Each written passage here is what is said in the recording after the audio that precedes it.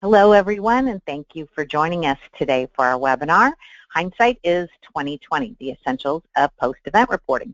This is Terry Roberts with DMAI, Destination Marketing Association International. We are the trade association for convention and visitors bureaus, also known as destination marketing organizations, both domestically and internationally. And we're really excited about our webinar today. We think it's a great topic, and judging by the number of you who registered, we think you're in agreement. So thank you very much for joining us, and we look forward to getting started.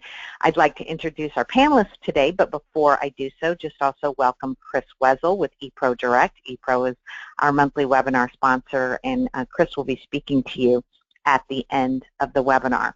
We also have Elaine Rosquist from the DMAI staff answering our question board. So make sure if you have any questions, as you think of them, just go ahead and type them in. We'll be kind of collating questions, grouping like questions together, and asking Doug for his insight at the end. So without further ado, I'd like to welcome Doug McPhee.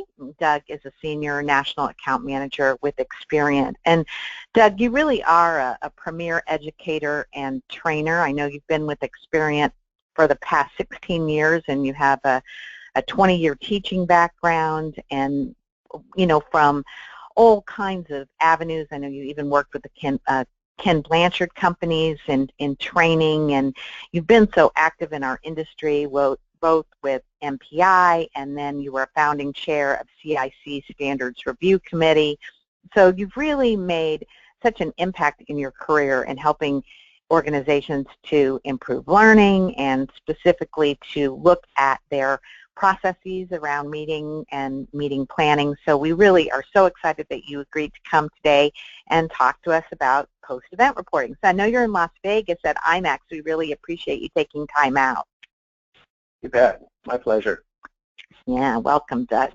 So you and I have been talking about post-event reporting as we've prepared for this webinar, and I think we both agree that, when the meeting's over, it's all over but the reporting, and it's so easy just to get caught up in the planning and the executing and then really devalue the importance of post-event reporting, when you and I both know, in fact, that the end is just the beginning of the next event. So we hope to sort of convey that really no matter the size of your event, whether it's a small single hotel meeting or a big citywide, it's really essential to capture the historical perspective of reoccurring events. And Doug's going to talk to us about, first and foremost, about why that post-event report is so critical.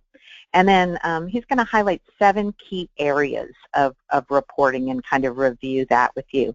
And then we hope to conclude by just letting you know how your DMO or your CVB can really help you in collecting accurate data. So Doug, let's get started. And first of all, I know you feel strongly about the post-event report as continuous improvement. So why do you think it's so important and yet so often unattended to? 2 very important questions. I think it's so important because as meetings and event people, meeting professionals, we really need to look at how we can improve on whatever we're doing, whether it's office procedures for an event. And too often we kind of get wrapped up in, wow, that's over, I'm so glad, go through the BEOs and pay the master bill, and then you're done. But truth be known, if you actually do a more extensive review, not just the budget, but all of the things that are involved with your meetings, then you can actually leverage that for future meetings to make them even better. Absolutely. So, and you talked about that concept of Kaizen. So why don't you kind of give me a little bit of explanation of that? Yeah, well, Kaizen is it's a Japanese word, and actually it comes from the 50s when Japan was reinventing itself after World War II. And they looked at continuous improvement, or Kaizen, in order to build an economy that is one of the strongest in the world today.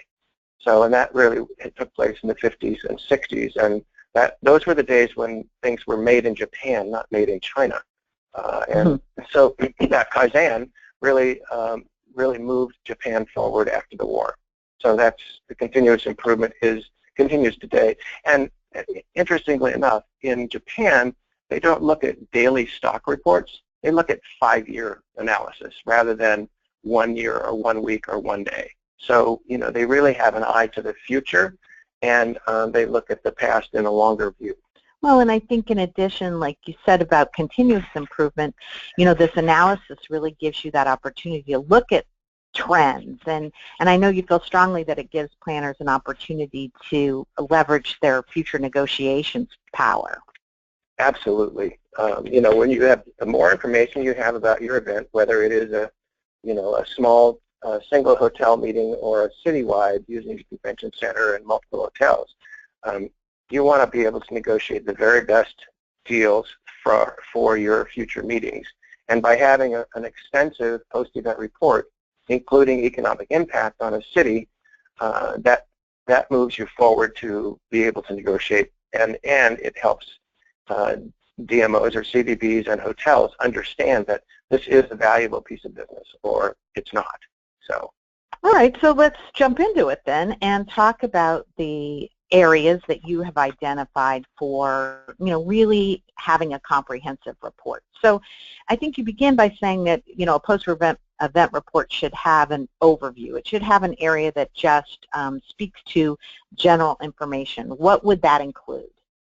It includes everything from the name of the information, name of the organization, to the facilities that are being used, pre- and post-con events, speakers. It also includes what the hotels are and the dates of the meeting, pre- and post-events. As I say, pre- and post-events. It's also where risk management might come in. If you have a risk management issue, then that would be covered under the general information topic. So this is kind of the big picture of everything that should be known about a meeting when you're doing an RFP. So taking that kind of high-level snapshot, and I mean, this is a great place even to begin for next year's meeting when you're kind of sending out the RFP to pull all of the pertinent information from. Right, exactly. What on-site additions did you have to make? Was the signage what you expected it to be? Did it work? Did you use people movers? All those things that are the general information, typically of how the event details happen. So it doesn't do the finance, it doesn't do the hotels or convention center, but it's more the big picture. What are the demographics of your organization? So what is including gender? I mean, I have one client that has 80% women, so we have to convert bathrooms so that there are enough bathrooms in the hotels or the convention center. So, great point. All right, so you completed the overview, or kind of the top section of the report, and then I know that you think, and I was really surprised that you included this one, so that it's really important to document what your site research or what your site selection and contracting process looked like. Why do you consider that an important part of post-event reporting? That really helps you in determining if you had all your needs met. If you know the right profile of a destination, then that site research, selection, and contracting can be very critical in terms of getting the concessions you want, the rates you want, all those things that what's the value of this meeting, and can I do multi-year contracts if I go back to the same location, or multi-year contracts with the same chain, so that I'm doing 2 or 3 years and it's all with one particular vendor, whether it was Hilton or Marriott or Starwood or anyone. So that it's not a real huge piece of the post-event, but it's important to include it. So Doug, would I include here like how many hotels I cited, how far out? I mean, am I going into that kind of detail? You're going into some of that detail. I did want to know how many rooms on peak, how many hotels were contracted, whether the convention center was used, how many meeting rooms you might need, so that you have a picture. And sometimes, you have it in your head, but it's not written down anyplace. So the importance of the post-event report is that now it's written down, and you can share it with your executive board or your managers or leaders so that they have a better understanding of all the details that go into planning the meeting that they require or want. That's such a good point, Doug. I think about the amount of stuff we all carry around in our heads that we know about our particular workflow or our jobs that isn't documented. So it's such a good point. So you identify the third area of the post-event report as project planning. What goes under this category? Well, here's where you really get down to some of the most important parts of the meeting. If you have registration, you know, does the registration cost or the registration amount actually meet your cost? So that you can look at that and say, okay, well, our registration was $650 this year, but you know, we spent $680. So, or we spent $380. So can we reduce it or raise it for next year? And then you have to look also at the registration process, the marketing, housing options, and staff utilization. Are you using, you know, most of your full-time staff, or are you hiring on-site people to do some of those things? And that that long-term calendar includes every aspect of that's included in the conference.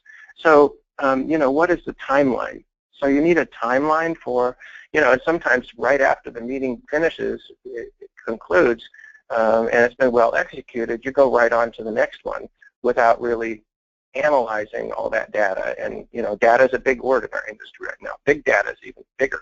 So, you know, the more part of that project planning piece you have, the better prepared you are to meet those deadlines and to follow the timeline.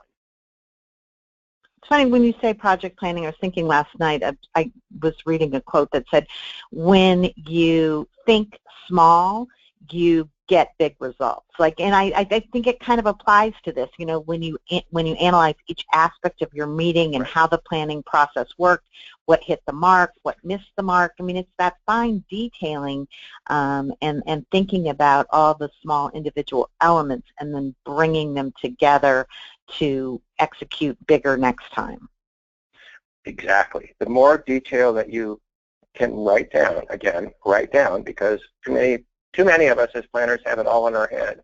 And if somebody comes in to, you know, evaluate what we're doing, we don't have the full picture. So the project planning piece is critical to doing the analysis for future reference, as well as for solving issues that are right on site when you're in a meeting. So part of that project planning is anticipating what could happen or will happen. Excellent point. So this is an area where probably maybe gets done more often than not because a lot of people are looking to the ROI, and a lot of people are paying a lot more attention to the ROI of a specific meeting or event. But what type of barometers, what kind of measures are you monitoring from a financial perspective in your post-event report? Well, first of all, you want to look at if you at least broke even. That's a very important one, and that's, you know, what was the client budget, what was budgeted for, and where did you go under budget, and where did you go over budget, so that all costs that are a result of the meeting can be analyzed for future reference again. How much did you spend on staffing, including your own staff? If you really want to do a full-on ROI study, you actually start 6 months before your meeting and continue 6 months after. So you're really looking at the results. For instance, a sales meeting, if you want your salespeople to perform in a different fashion than they currently are to improve results, then you've got to look at the actions that are taken by each salesperson after training. And oftentimes we don't do that. But that's ultimately part of the financial management. Was the meeting worth it? Did the meeting bring results? On the association side, if you're looking at increasing membership, you know, was the financial commitment that we made strong enough to actually bring more people into the fold, so to speak?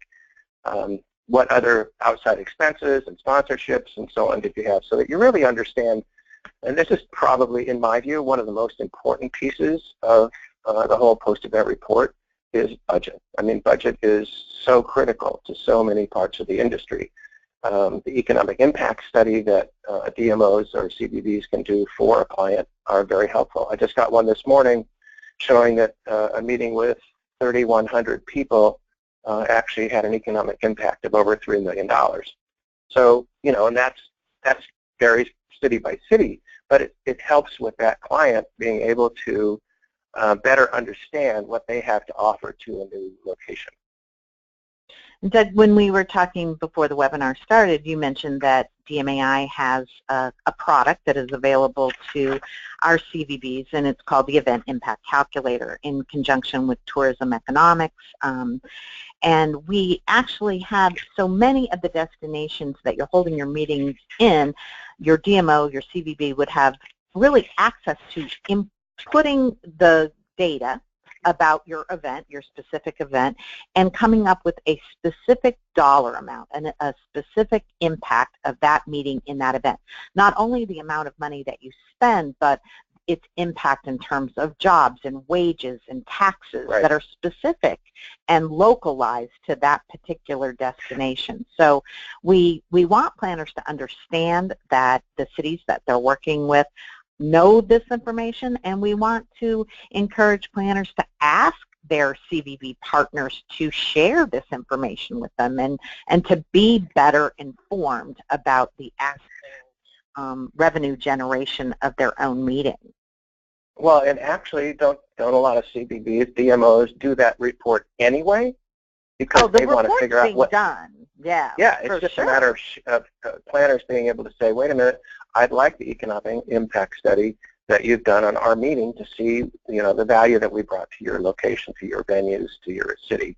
So, you know, absolutely. The other and thing, even if the DMO doesn't subscribe to a specific calculator, they have formulas. They have ways to at least estimate the impact. So it is a question, and it is something that we want to really open up the doors of communications between planners and destinations. And sorry, Doug, I interrupted you. Do you remember what you were going to say?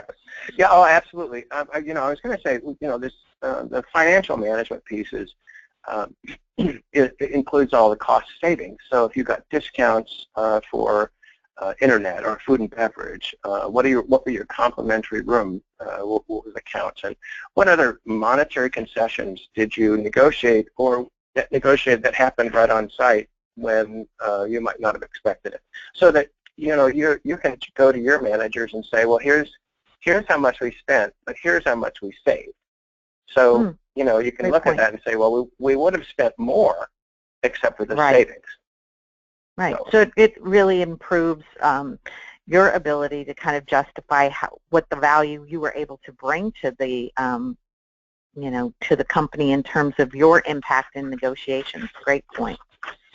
Yeah. Go ahead. So the fifth area is all about really analyzing meeting space allocation and your meeting setups. And I know it's funny because next month's webinar is all about meeting space and how planners are trying to get so much more creative and really be able to determine, like, were the meeting setups that we had, were they effective, were they efficient, you know, what was the flow, and how did it open up collaboration and teamwork? And so I know that this is an area that is really getting a hard look now.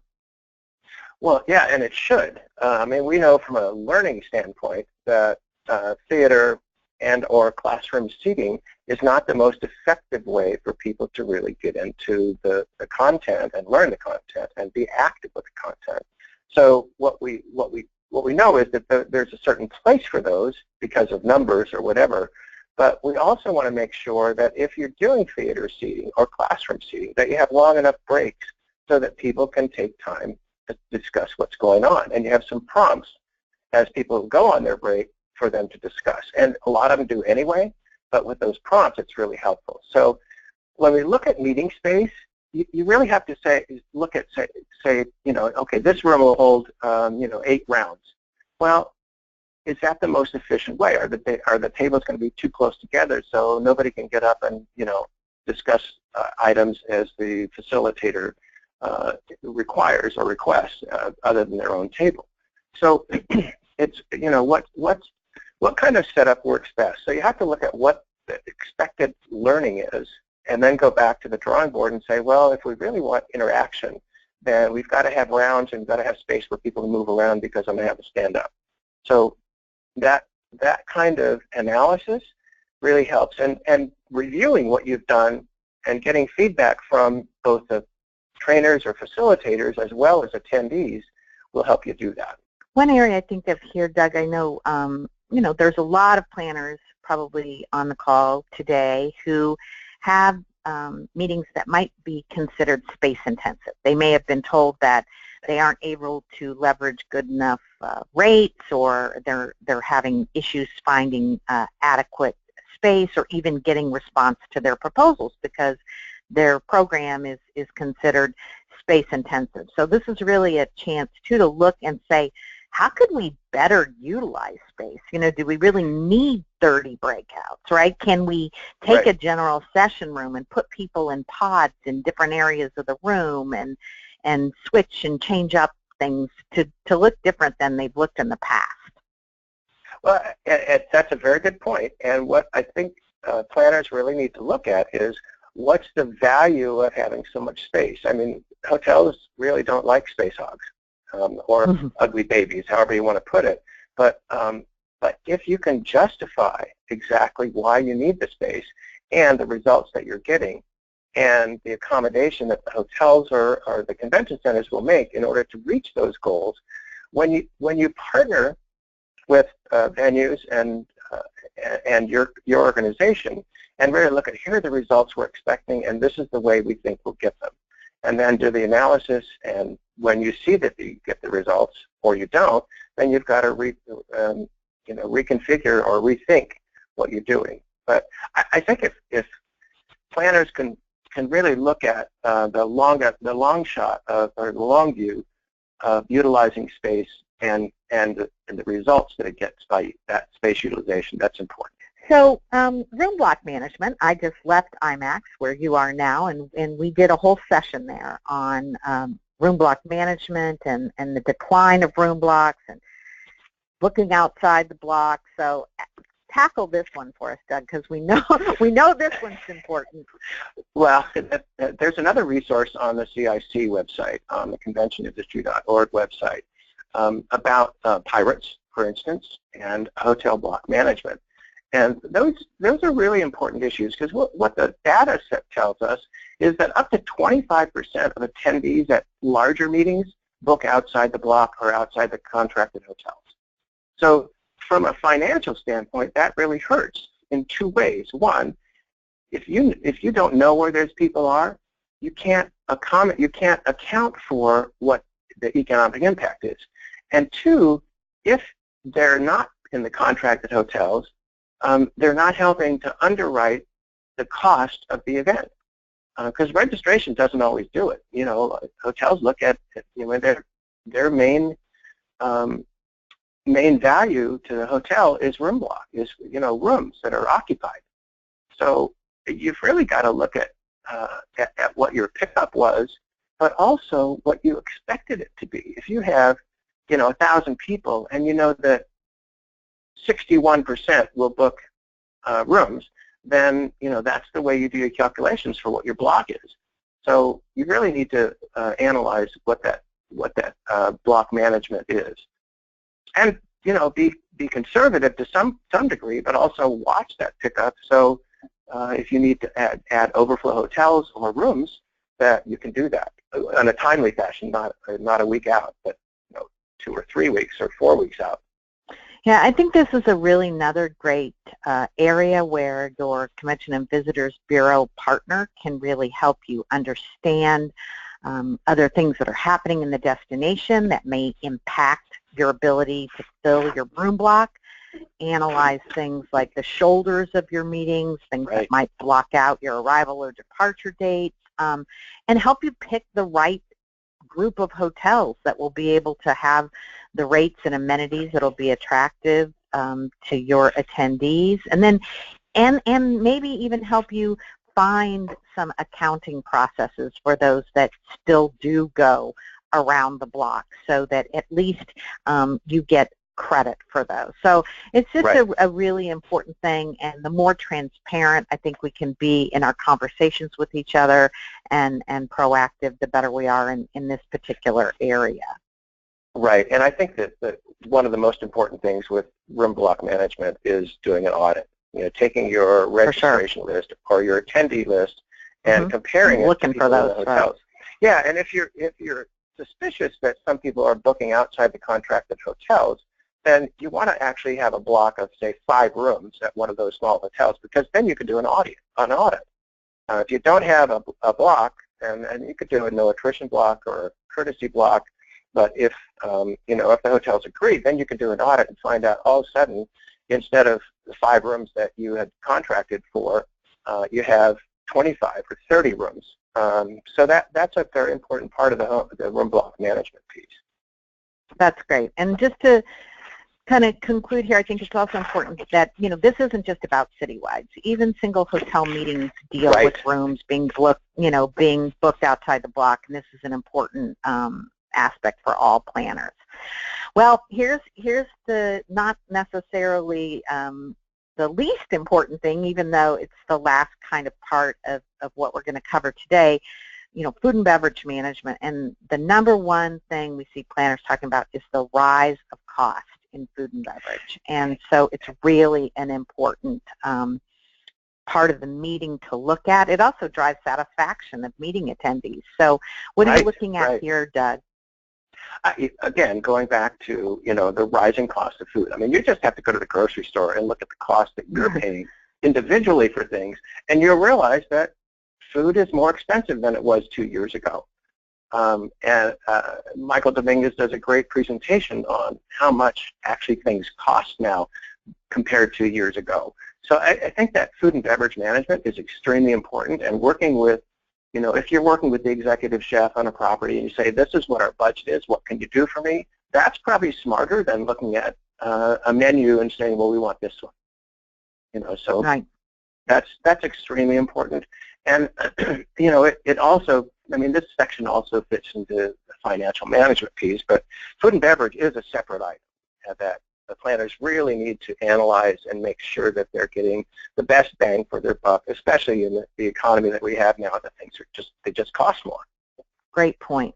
So, Doug, I know you're really active with CIC, and I wanted to make sure, because we've talked at a very high level. Obviously, we have a half an hour, right? So we've talked at a very high level about this, but I know you feel strongly about folks going to the Convention Industry Council. That's really our industry's bar, if you will, and looking at the template there and being able to have a real detailed analysis. And it might be beyond what some organizations need, but it gives you a great opportunity to really look from the full smorgasbord, right, and then cross off what might not be relevant to you, right?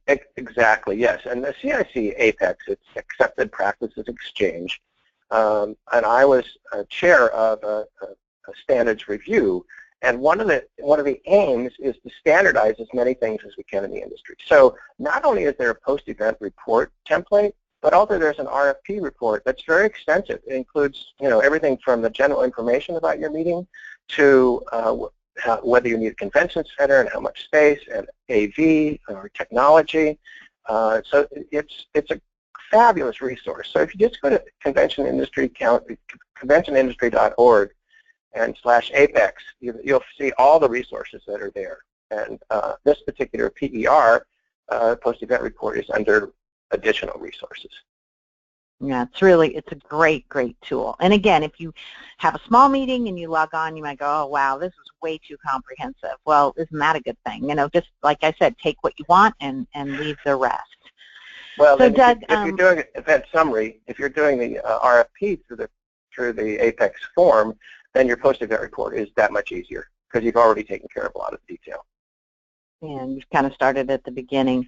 Well, thank you, Doug, and I know Elaine's going to kind of put together some questions, but I would just also like to remind the planners that we have on the call today that if you would like to talk to your Convention and Visitors Bureau, your destination expert about, the value of your meeting in their particular destination, or help in terms of auditing room blocks or getting accurate pickup. I know they're happy and always to assist with that, and you can find destination information at DMAI's planner-facing portal, empowerMINT.com. So we hope you'll visit us there. We know everyone will have questions about, again, here we are back with CIC, but you will be getting your CMP credit for Domain B, which is project management. Please make sure that you look in your spam filter, because oftentimes when we send it out, that's where it ends up. Next week, probably early midweek, Tuesday, Wednesday, you'll see a link to this recording, to Doug's slides, as well as your CMP certificate. So we hope that you will do that. I'd like to just quickly, while Elaine's getting our questions together, introduce Chris Wessel. Chris is our wonderful sponsor from ePro Direct. And Chris, how are you today?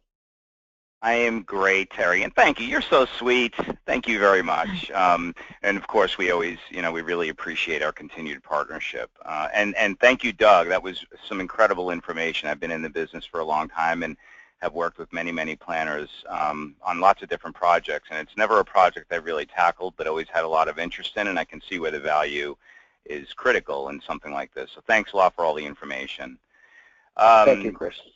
Yep, my pleasure. So as I mentioned, my name's Chris, and I'm one of the co-founders of a company called ePro Direct and Inspire Mobile.